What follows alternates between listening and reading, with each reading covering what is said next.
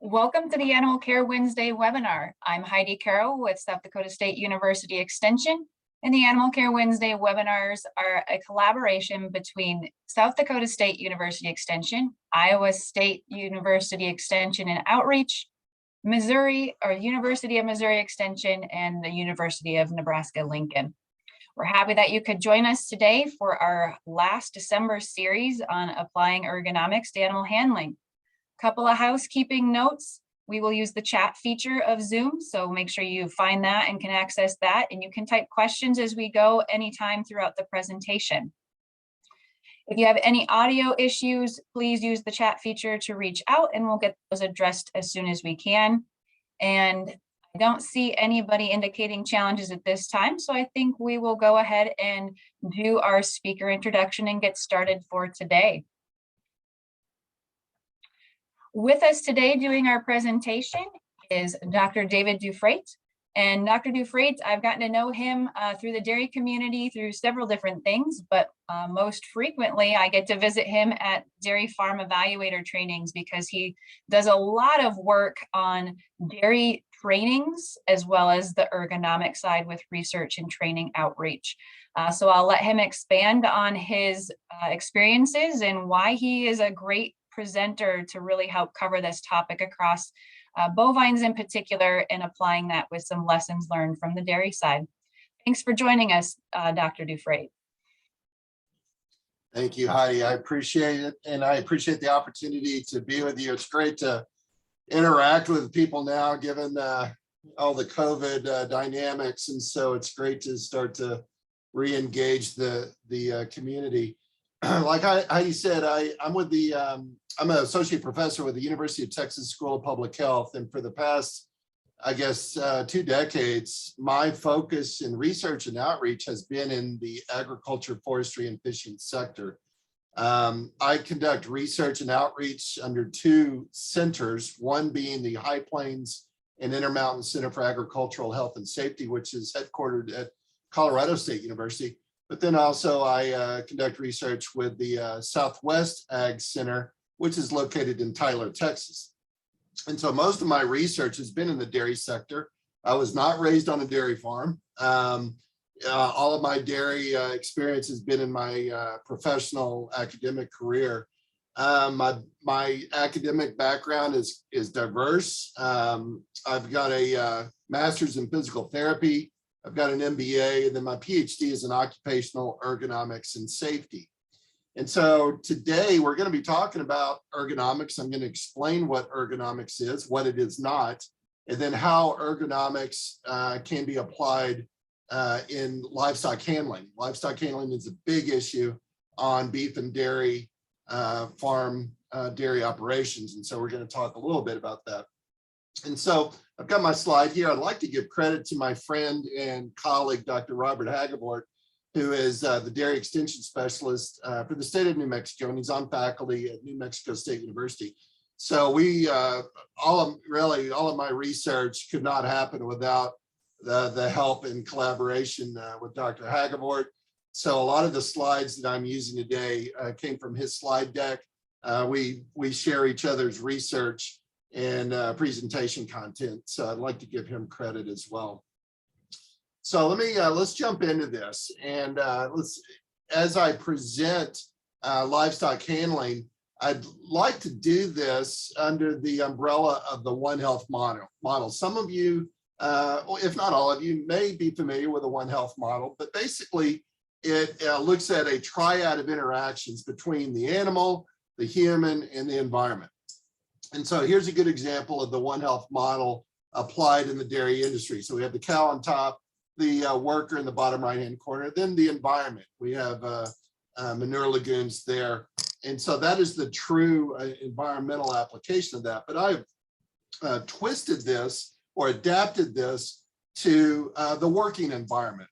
And the working environment on, let's say, a dairy farm includes a number of different areas, a number of different attributes, a number of different opportunities for risk to be elevated to not just the animal, but also to the worker. And so there's a lot of machinery that's going on. on a dairy farm, there's a lot of different types of structures, a lot of maybe chemicals being used. And so all of those present different interactions or interfaces between the environment and the cow, or the working environment and the worker. But then there's also an interface between the worker and the cow. And so let's dive into that, and then soon you'll appreciate how ergonomics comes into play. So here's an aerial view, and I think that this may be a dairy farm or a feedlot. And so as you look at this, you see, the cows there in different pens. You look at the layout of this environment, and you can see where the worker operates within the alleys between these pens, but then also they can move inside of the pens to conduct a number of different job tasks or activities. And so there's multiple opportunities here for the worker to interface with the cow. And by doing so, that increases the risk or the potential risk for injury to the worker, but then also there could be opportunity there for the health and welfare of the cow to be affected as well. Here's another example of a dairy farm, large enclosed dairy. Just looking at this, you can see a number of different structures where different activities take place. You have the housing facilities. You might have here in the middle the milking parlor where milk is harvested. You could have different structures to store feed for the cows, and you have other areas where food is or feed is grown and stored. So a number of different structures here. Again, a lot of equipment that might be moving around on a place like this. The cows are being moved to different areas within these structures. And by having all of these different activities, you have the opportunity for injury and to the worker, but then also injury to the cow herself. Here's an open lot dairy, very large operation.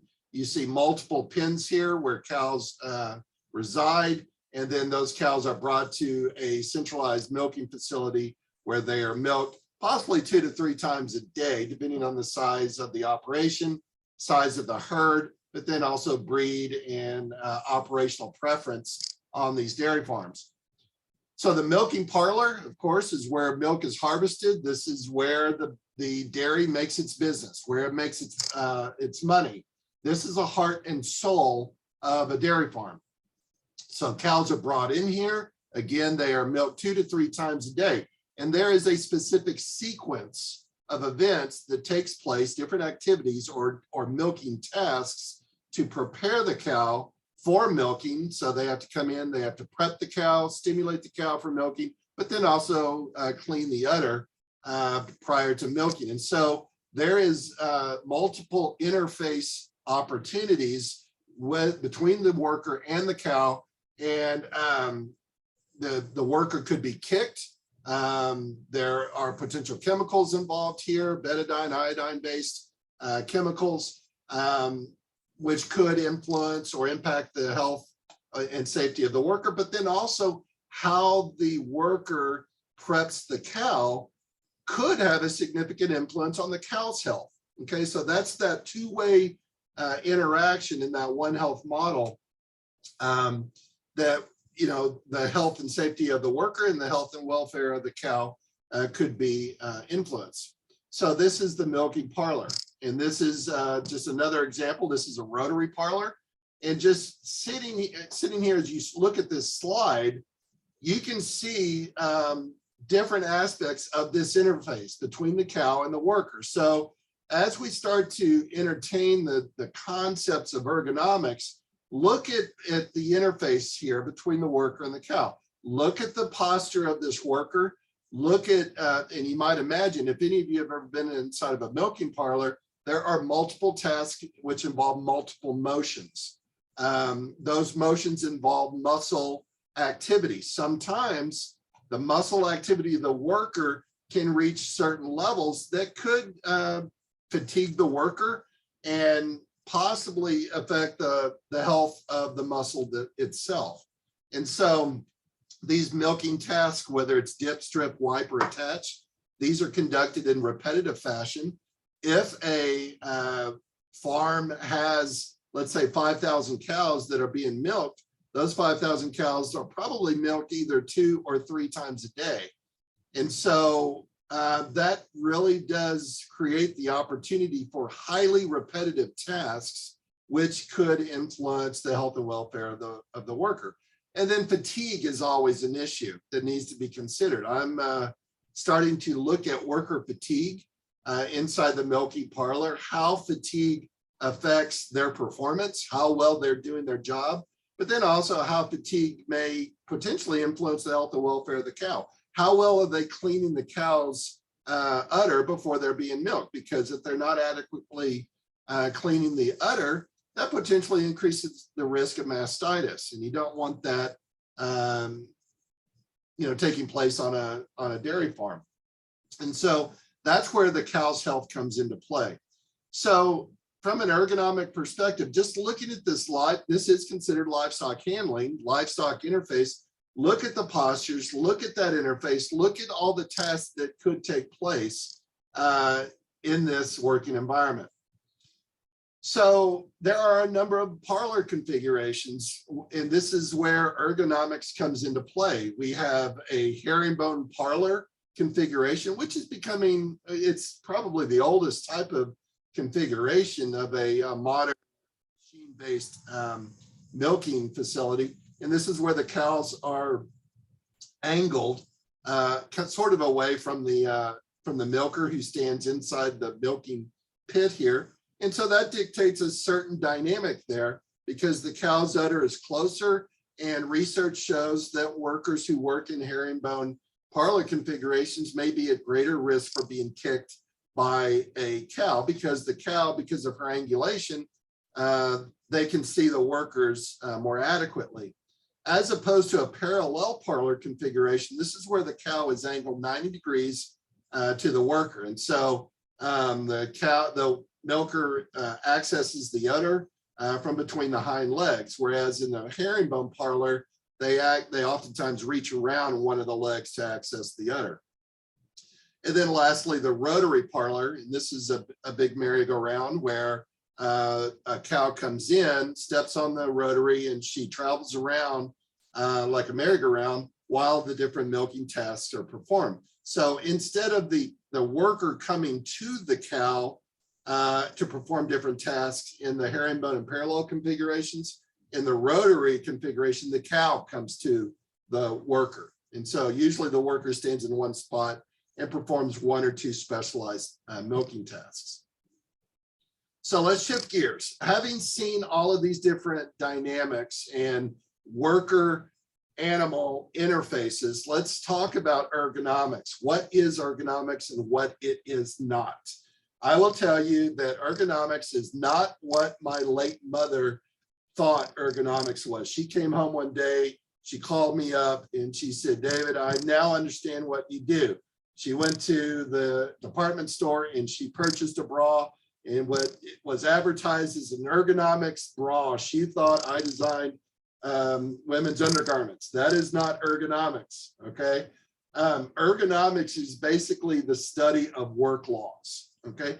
Basically how we work, okay?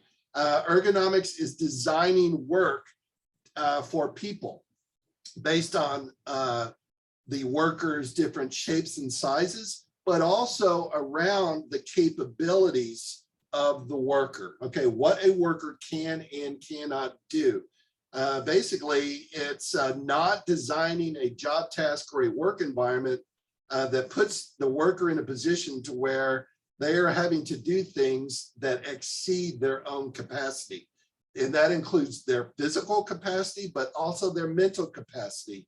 If a worker does not know how to do a job, or if an employer does not educate or train or inform a worker on how to do a job according to expectations, then a worker is not going to know how to do the job, and you're not going to have good performance. So it's not only physical, it's also mental. It's cognitive ergonomics as well.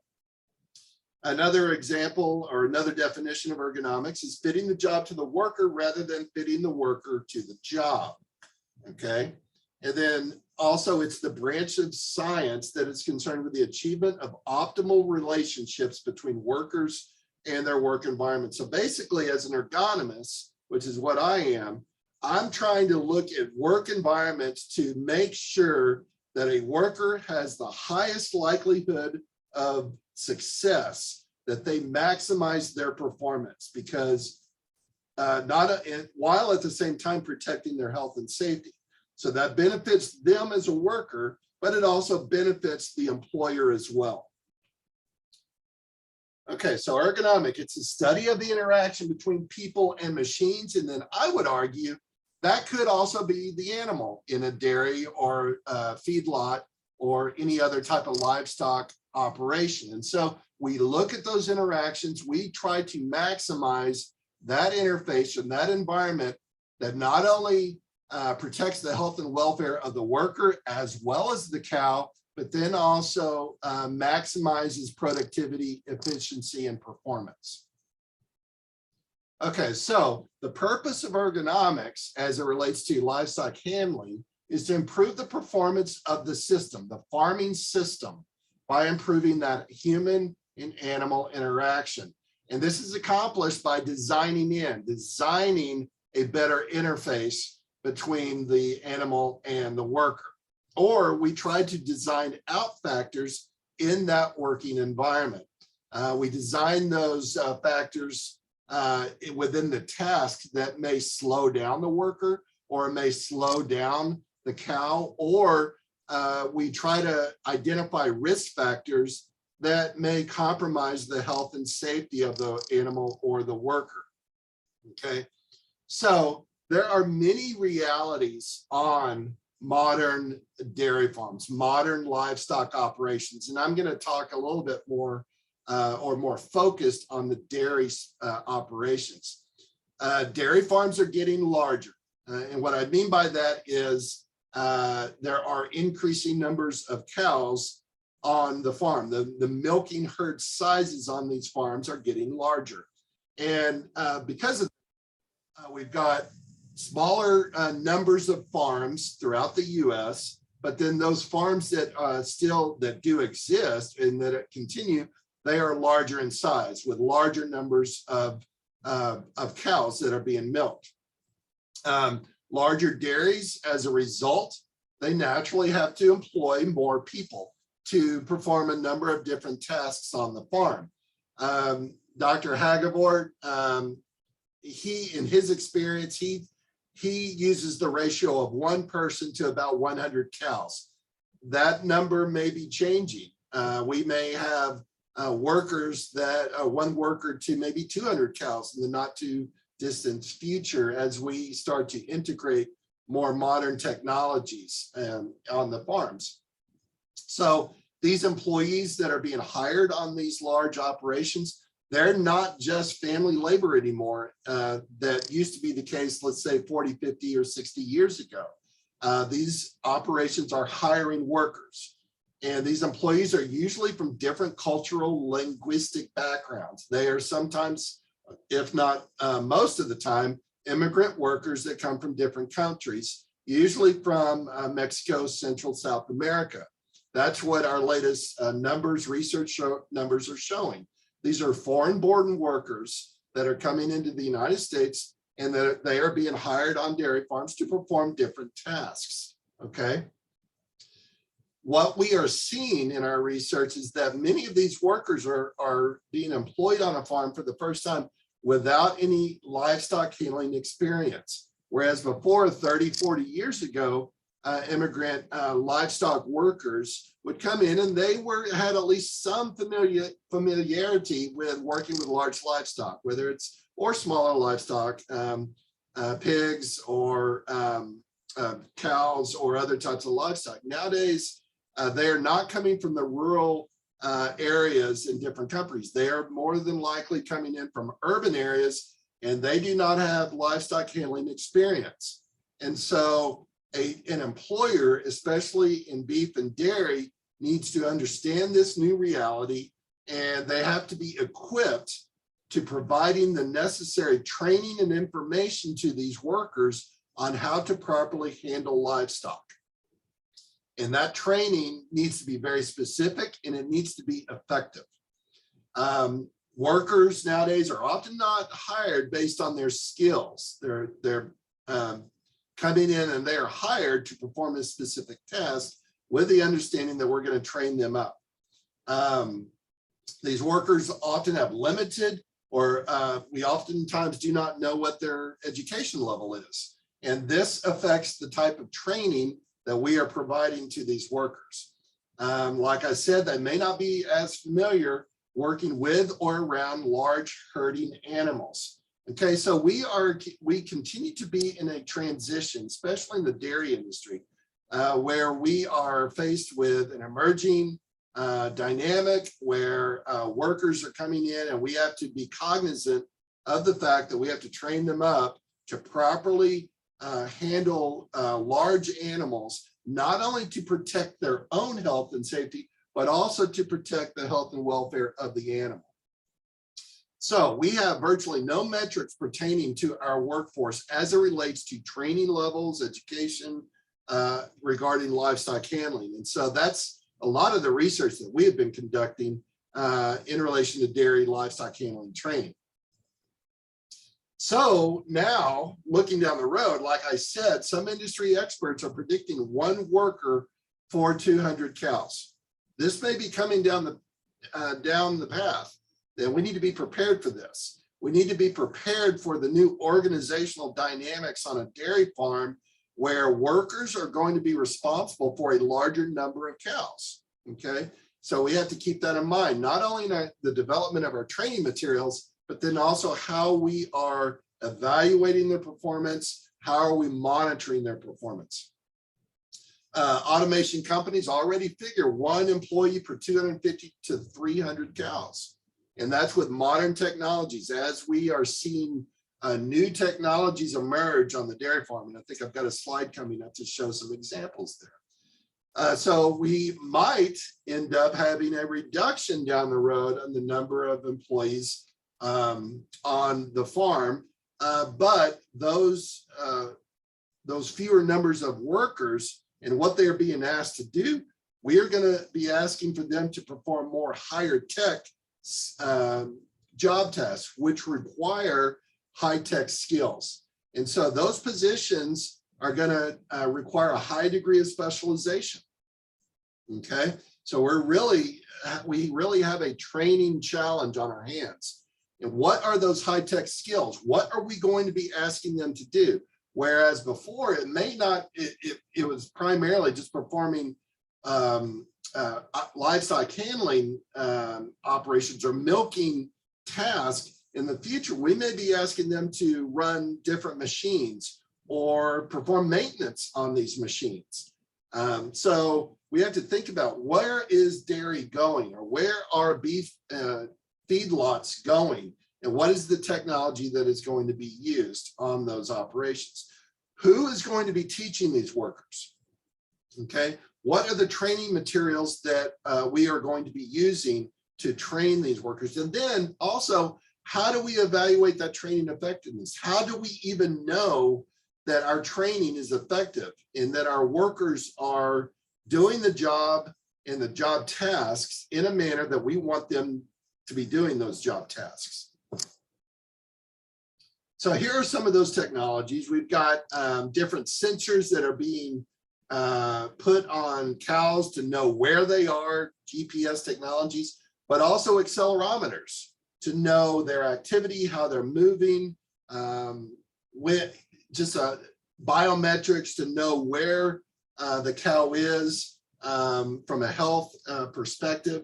We've got automation inside the milking parlor. We talked about the Rotary Parlor, but then also we have fully automated robotic milking systems starting to emerge, to where there is no task that a worker is having to perform inside the milking parlor, to where a robot is actually performing the milking task. And so what does that mean for the worker? Whereas before they were monitoring the cow, Now they might be asked or moving into the future, they might be asked to monitor the machines and making sure that the machines are operating the way that they should.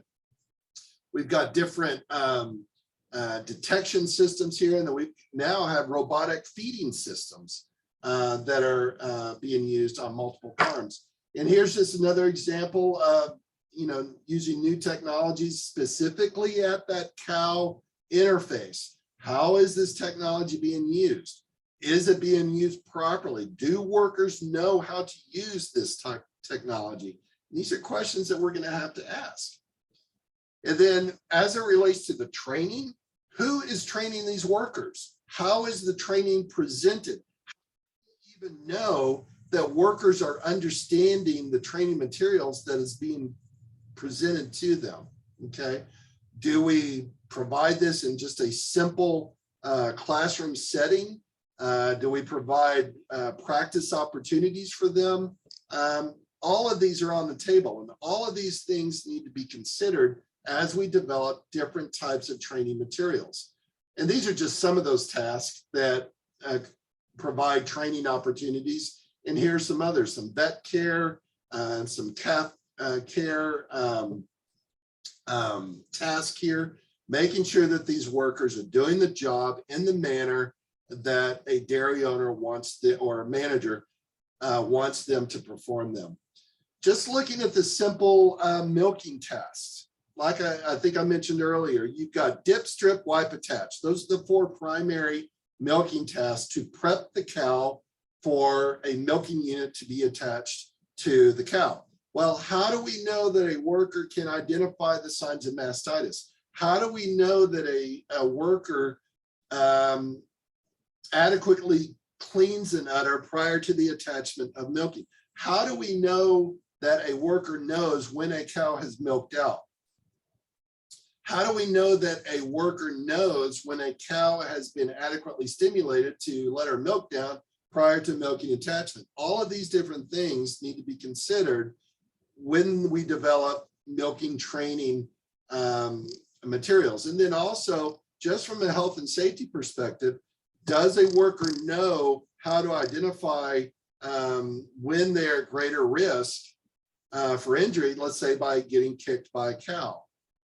So all of these different things need to be considered. So here are some challenges. And these are things that we have discovered in our research, but then a lot of these things we just know through experience.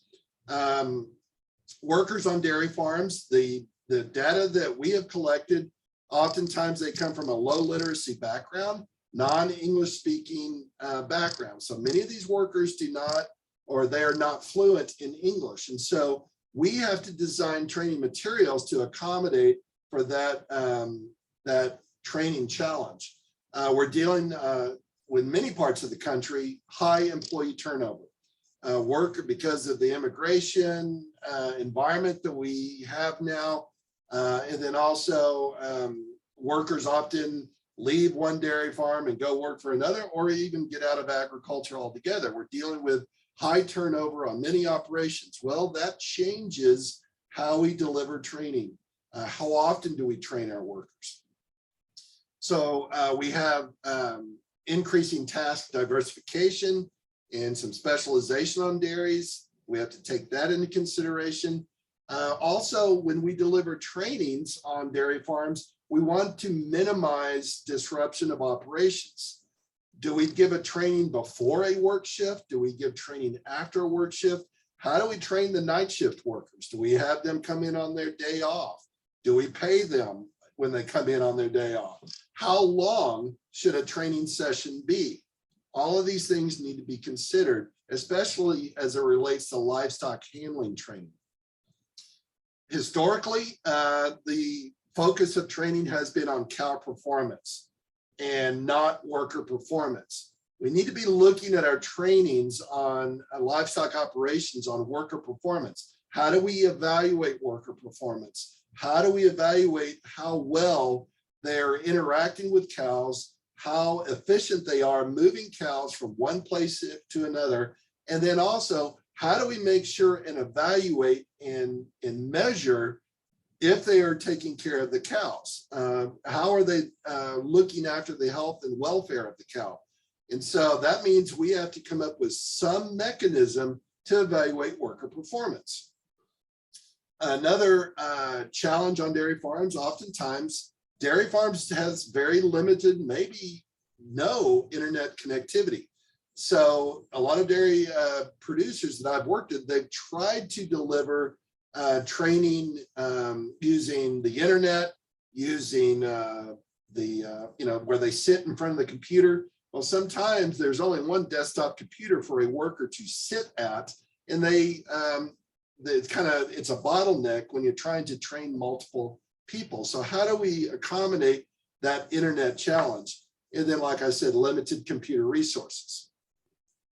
So here are some of the lessons learned in safety awareness training and then our livestock handling trainings. This is just from data that we have collected over the past, I'd say 10 years. The majority of dairy workers, nearly 90% are male, around 35 years of age. But I wanted to highlight some dynamics here. The highest education level achieved, no education, was about 6%. 24% being middle school, 28% elementary school. So a little over 50% of our dairy workers that were involved in these studies where we collected the data had no higher than a middle school education. And so we have to take that into consideration in the development of our training materials. Majority, over 50% of the workers are from Mexico, but then we are seeing an increasing percentage of dairy workers in the US, at least especially in the Western US, they are originating from Central America, Guatemala, Honduras, El Salvador. And we cannot assume that they can speak Spanish or English because oftentimes workers from these regions, they speak a native language. Oftentimes it's a Mayan dialect called Quiche. And so this came to our attention about 7-8 years ago, and we had to adapt and change our livestock handling training materials to integrate the Quiche language. And the challenge of this is it wasn't until just a few years ago, I think, Quiche was not even a written language. And so we could not put training materials into a written language, but then also we could not assume that these workers could even read the Quiche language. And so that was another dynamic. So back in 2011 and in 2012, Dr. Hagevort, New Mexico State, put together some very nice training materials. He titled those Considering Human and Animal Safety, Part 1 and Part 2 was released in 2012. And so these were DVD training materials, okay? And like I mentioned previously, there was a bottleneck. Not all workers could go in and plug in one of these DVDs and watch the training materials on the internet. And so we tried to start delivering classroom-based trainings using the same principles that were integrated in those DVDs into classroom-based training. So the problem with this type of training activities is how effective can these type of settings be, okay? Because oftentimes after a certain amount of time, especially Dr. Hagevort, you can tell him I said this, 20 minutes later after Hagevort talking, everybody's asleep, okay? Actually, he's one of the most dynamic presenters that you can listen to. And so if you ever have the opportunity to listen to one of his presentations, I'd strongly encourage it. But this is something that we need to consider. How long is the trainings? We don't want to be putting our workers to sleep. And so we realized we did not have to come up with new training materials. We had to come up with more effective training materials. And so what we discovered, oftentimes dairy producers rely on paper-based training materials. They just provide the standard operating procedures and they expect workers to read them. Well, you cannot assume that every single worker, not just in dairy, but any industry, you can't assume that they can read or even understand what is put on paper. And so SOPs are not learning tools, they're procedural tools. we need to take into consideration reading comprehension and comprehension retention. Are they retaining the materials that we are presenting to them, especially as it relates to livestock handling? Do they understand the behavior of a cow, how a cow moves, and how a worker should interact with a cow, not just a milking, but a walking around, let's say in a pen, where a cow should stand in relation to a cow in order to facilitate the cow to move a certain way. Adult learners are visual learners. They are hands-on learners. And so we had to take that into consideration. So paper instruction is antiquated, it's old. We need to think outside the box and come up with more effective and modern instruction mechanisms. Okay, so we developed what we can call mobile learning training opportunities. And this is where we basically took those DVD training vignettes and we put them on a tablet, on an Apple iPad, okay? And we took our iPads out to different dairy farms and we bring in a classroom of workers and we give them earbuds and they watch their own training materials, their own vignettes right there on their own tablet. Sometimes we'll have to help them out in navigating on the tablet, but for the most part, all it is them watching videos. And then after these video sessions, we may have some group discussion where we talk about the videos, we ask questions of them, they ask questions of us. Okay, and at the completion of these training vignettes, we'll provide them a training certificate.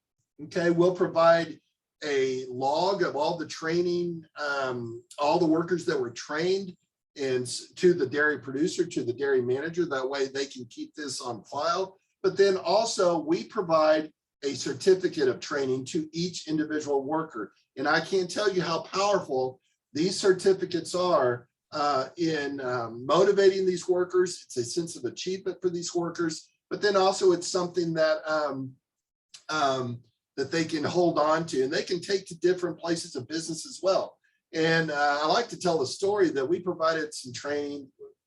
I've lost track how many of these trainings that we have conducted in livestock handling, but there was a training apparently in New Mexico that we did, and we provided a certificate of training to the worker.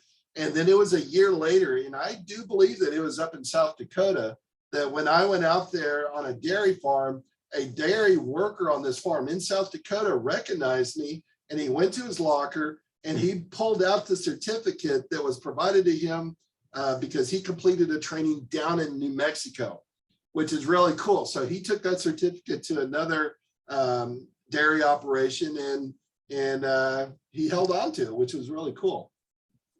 So we evaluate training effectiveness. This is something that I strongly encourage, and this is some of the statistics that we have collected. You can see here on the questions, this is level 1. Did they like the training? Did they like the environment? But then level 2, we do a pre and post test. And so you can see here, this is approaching 1,500 participants in training where their mean score on the pre-test was approaching 75. And then after the post-test was 92, which tells us that they learned something new in the training. But then also you want to ask the question, are they applying the training? Are they retaining the training? So we called, this number is actually larger now, but we go back 3 months later and we ask them, we do a follow-up with those individuals who participated in the training. And you can see here some positive results here. Have you applied the safety techniques? Well, 95% answered yes. Have you taken steps to prevent injuries? 98% said yes. Have you observed any safety issues at work? 65% said no. But for those of you who did say that they have observed safety issues, 90% said that they reported the safety issues to their coworkers and their supervisor. This is what we want to see, because a dairy supervisor, a dairy manager, or a dairy owner cannot address problems on the farm unless they are told about them. A dairy owner can't be everywhere on a farm. They have to rely on other people telling them when something needs to be fixed. And so reporting them is a good thing, and we try to encourage that. Okay, so here's the, oh, I had a repeated slide there, I'm sorry. So a lot of this material has been adopted by National Milk, the farm program there. And so a lot of those training materials are available on the farm website as well. So this is where I would refer you to if you wanted to obtain these training materials, is to contact Dr. Robert Haggerford, or you can contact me and we can hook you up with any of these training vignettes that we have developed. Also, I would encourage you to go to the National Milk Farm Safety Program. So they've allowed me the opportunity to construct a safety manual. And so we are continuously updating that safety manual, and that is free of charge on the National Milk website. And so I can direct that to your attention if that's something that you're interested in. So I've got about 45 minutes and I probably went overboard. I apologize for that, but I guess we have about 15 minutes to entertain any questions.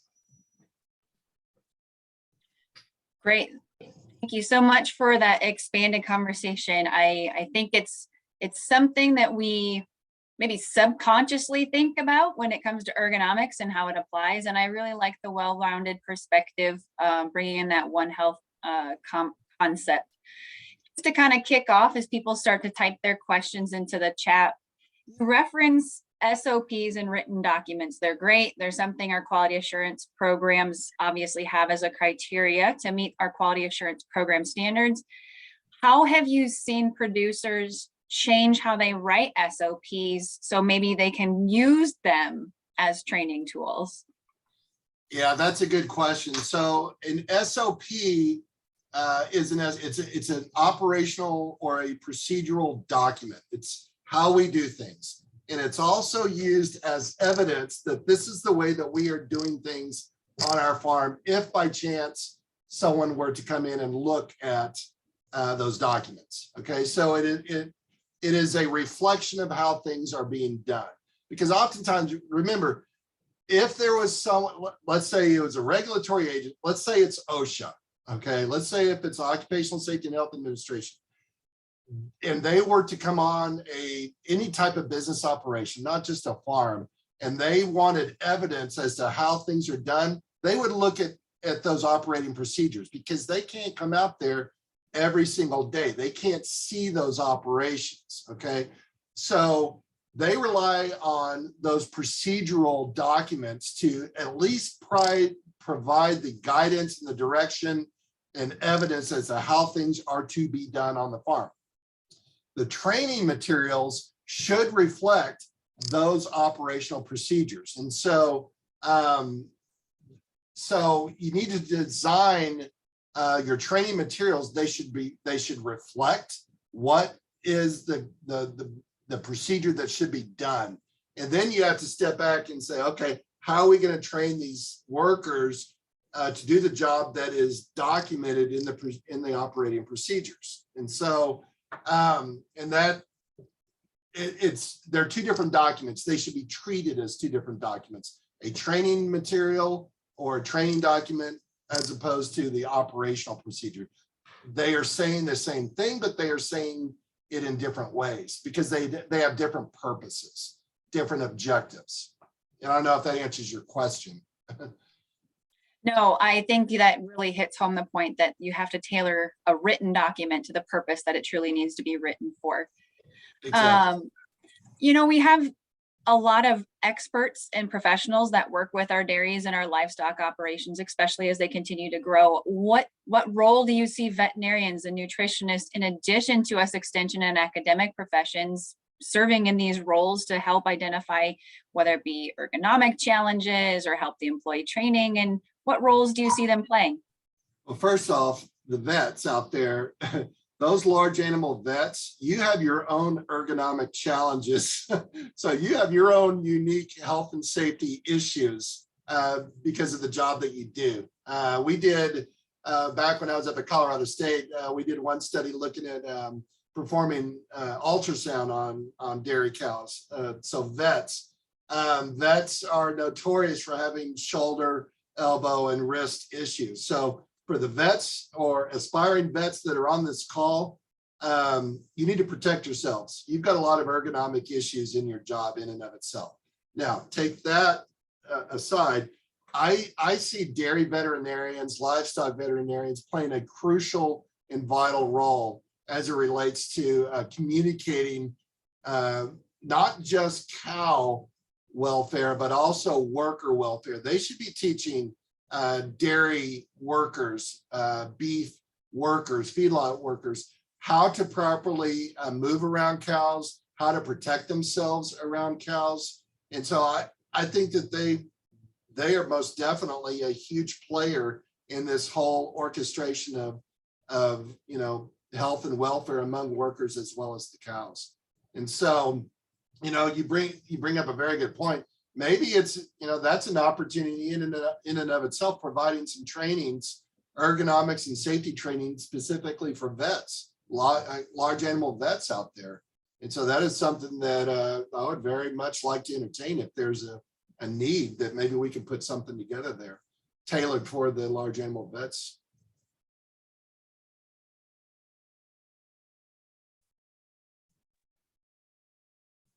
Well, great. It does not look like any other questions have come in. So I thank you so much, Dr. Douphrate, for joining us today on our last 2021 Animal Care Wednesday webinar and wrapping up our series on applying ergonomics to animal handling.